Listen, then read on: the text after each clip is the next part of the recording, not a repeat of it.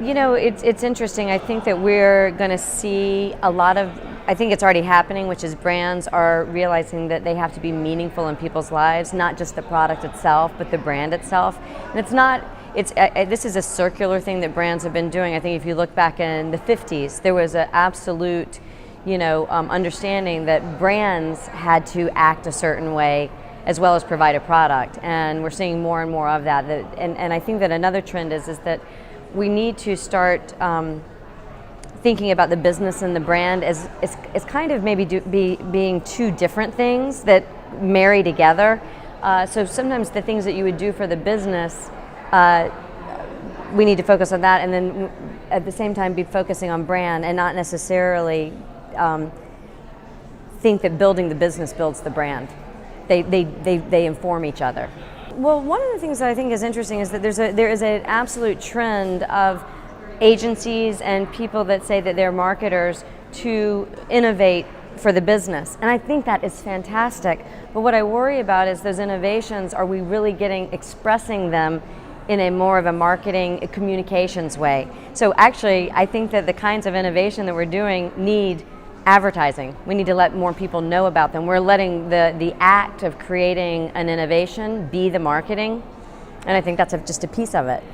So more traditional advertising, get the word out. I think the fragmentation of what we call creative, how we create, who creates, and it's all exciting and it's wonderful, but I just think it causes a lot of confusion in the market of, I hear people talk about creative today, and most of the time, I don't think we're talking about the same thing. So, but depending on which sort of piece of the industry you grew up in or are coming up in, these words mean different things. So even our language is not consistent.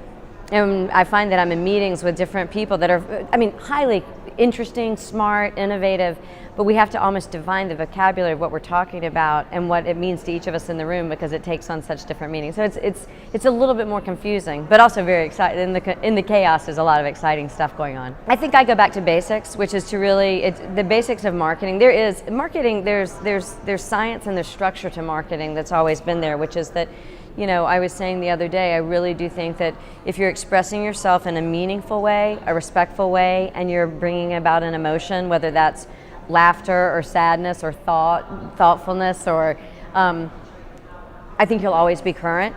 And then the question is, where are you going to express those things? And for me, I think that Shirky said it really well, which is that technology becomes important when we take it for granted. So I think, especially if you're a mass brand,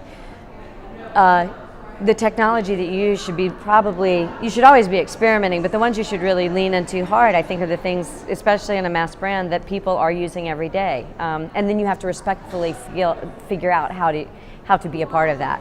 I think there's some responsibility. I think it means that sometimes you may not agree with everything everybody's saying, and to be someone who raises a question, be curious. I think that I probably, of most people, my biggest fear as an influencer is that I'll be seen as a traditionalist who's not moving forward with the trends. But I actually feel like like I said earlier, that there's some fundamental things that have always worked across any medium that's entered into our communication system.